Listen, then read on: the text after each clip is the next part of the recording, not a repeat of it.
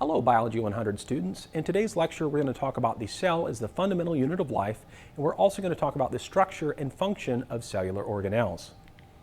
Now before we do that, we need to talk a little bit about cell theory.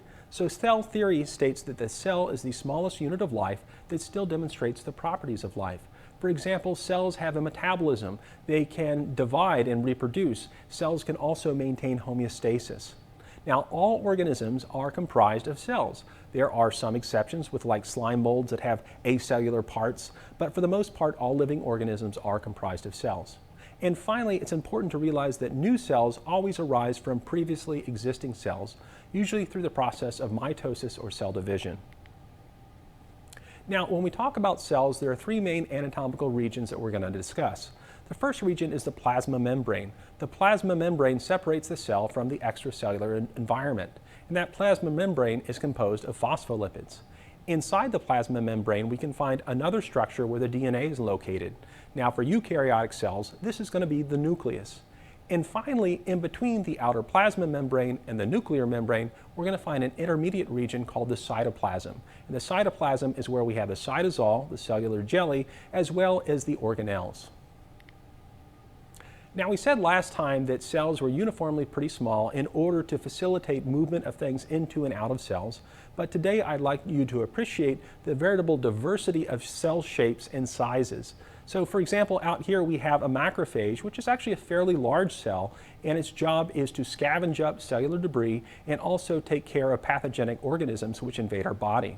We have other cells such as adipocytes, and their job is to accumulate excess triglyceride as a form of energy storage. And of course we have red blood cells. These cells don't even have any organelles or a nucleus, and their job is to just carry oxygen on the hemoglobin molecule. We have other cells, for example, epithelial cells, which we find on body surfaces. We have muscle cells, which jobs are to contract and generate force.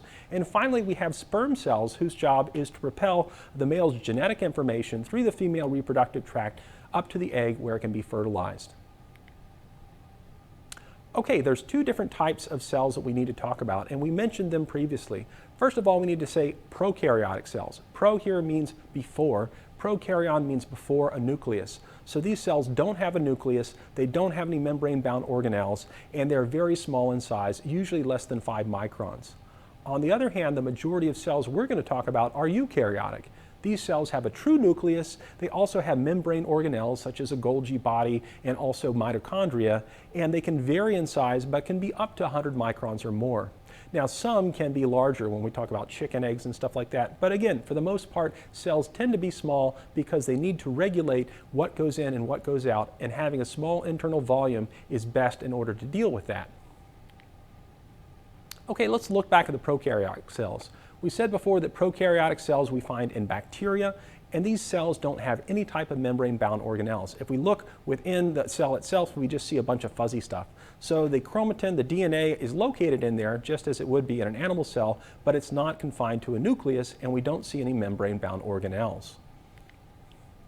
Okay, the eukaryotes are everything that's outside the bacteria. So this includes the protists, the plants, the animals, and the fungi.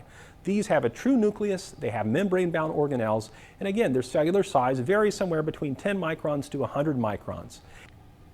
Okay, so here's a typical representation of a eukaryotic cell. Now what we can see on the outside, we've got the plasma membrane right here, and then inside we have a nucleus. We have endoplasmic reticulum and other membrane-bound organelles.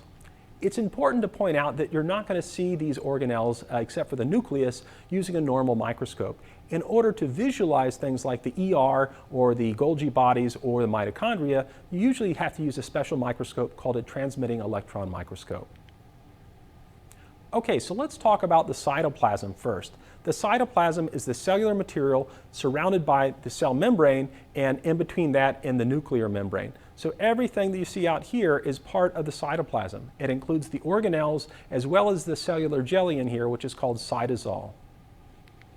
Now, before we go talk about what's in the cytoplasm, let's talk about the membrane that is enclosing the cytoplasm.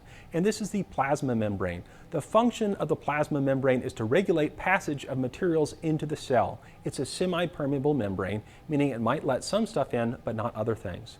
And the plasma membrane is composed by three different types of molecules. It's composed of a phospholipid bilayer, as well as cholesterol molecules, and it also has some proteins integrated into the membrane as well. Okay, the major component of the cell membrane are phospholipids. Remember, phospholipids are lipids, just like triglycerides, but instead of having 3 fatty acid tails, they only have 2 fatty acid tails. And these fatty acid tails are hydrophobic. What does that mean? It means they don't like water. They tend to cringe up and keep away from water.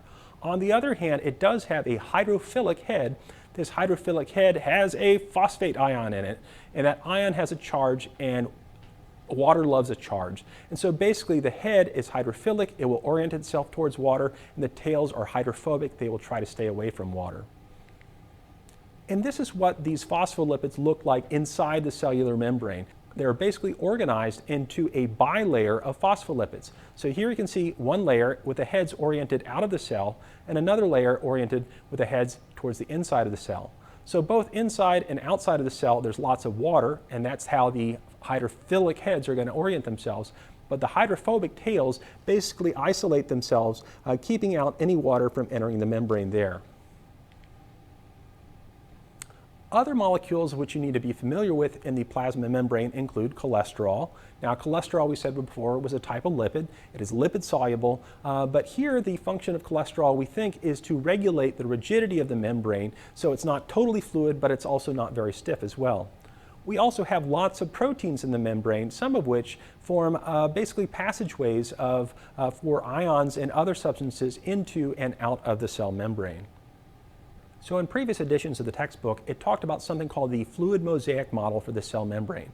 And basically the fluid mosaic model states that the cellular membrane is kind of like a waterbed. It has these phospholipids there, it has cholesterol, which is regulating the rigidity of the waterbed, but it also has the proteins, which are literally kind of floating around in the cellular membrane. The proteins are not static. We can change the number of proteins. We can also insert proteins when they're needed. For example, in the kidneys, we insert special proteins called aquaporins, which help to regulate the movement of water into or out of the cells.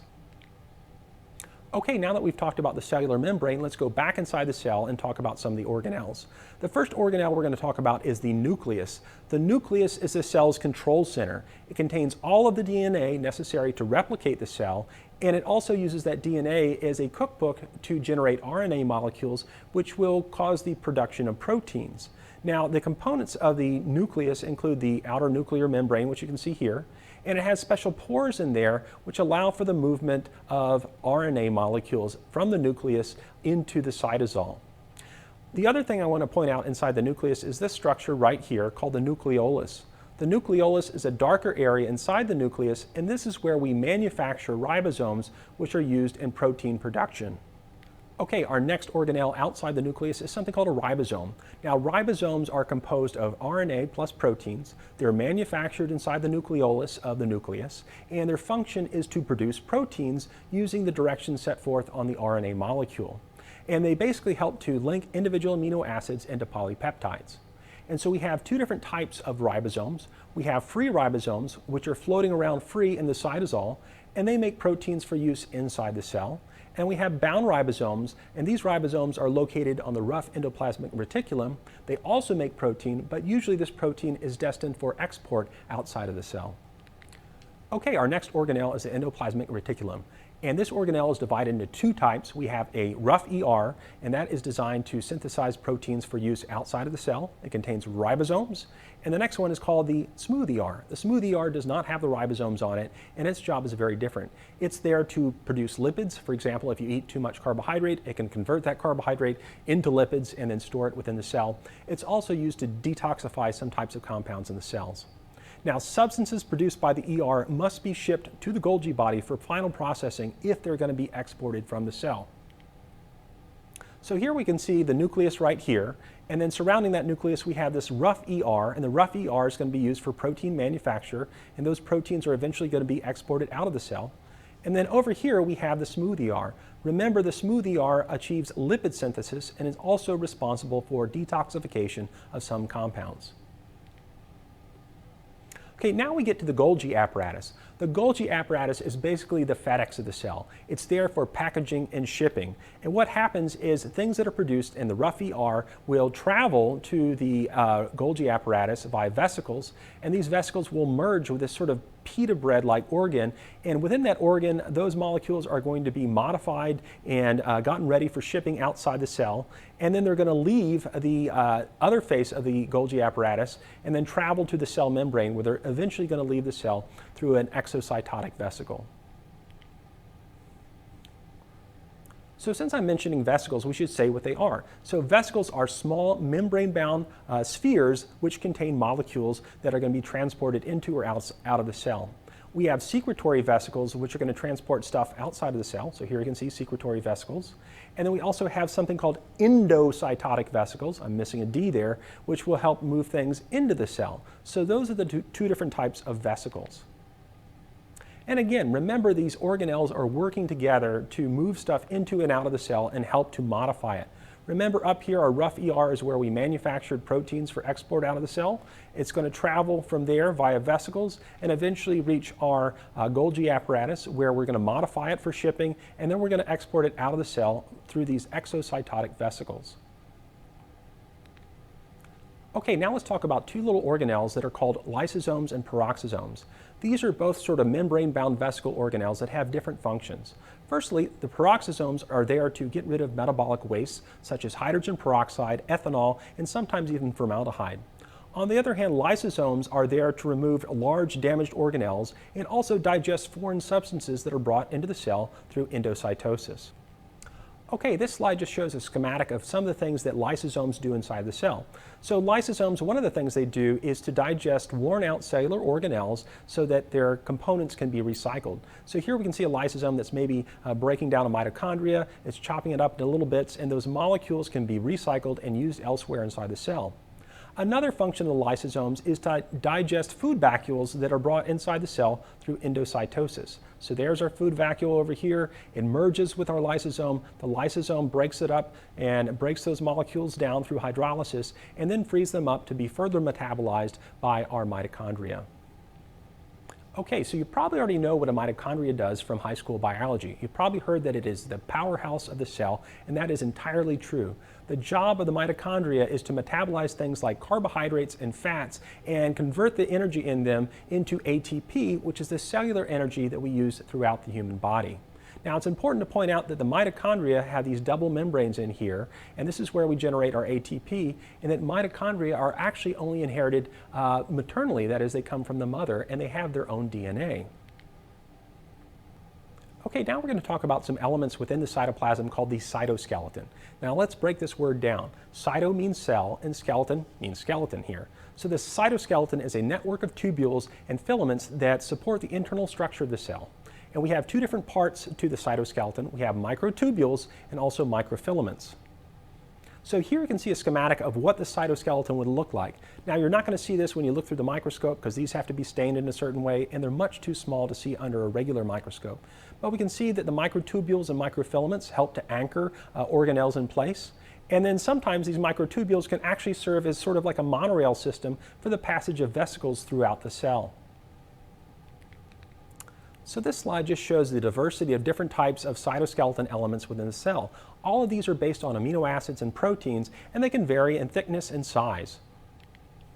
Now, we already said before that one of the uses for the cytoskeleton was to anchor organelles in place, but another function is to generate movement if necessary. So here we have a spermatozoa, and we have this long flagellum, and this flagellum is a modification of the cytoskeleton that allows the cell to propel itself up the fallopian tube towards an egg that's been ovulated so it can fertilize that egg and eventually lead to an embryo and a fetus.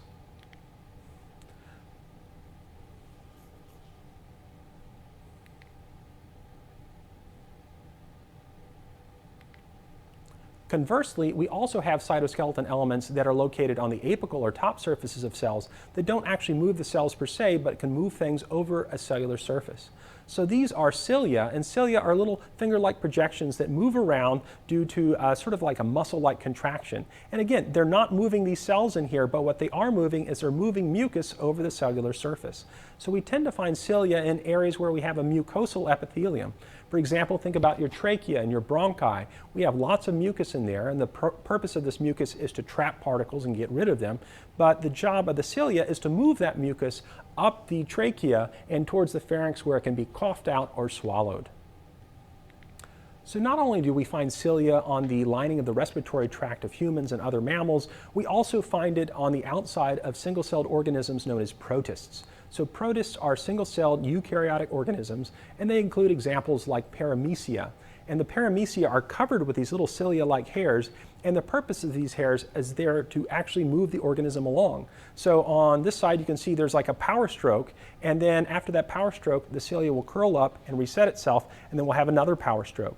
And this helps to achieve movement of the paramecium in a single direction. So it doesn't just move back and forth in equal directions, but it achieves movement of that individual cell in a single direction. Okay, last but not least, we need to talk about some cellular parts that are found in plant cells but aren't found in animal cells. And two of these structures are the cell wall and the chloroplasts. So firstly, we said that animal cells have a cell membrane, and it's kind of fluid, it's kind of like a water bed, but plant cells generally have a cell wall on the outside there that gives it some structure and some rigidity, and that cell wall can be lignified to some extent with cellulose.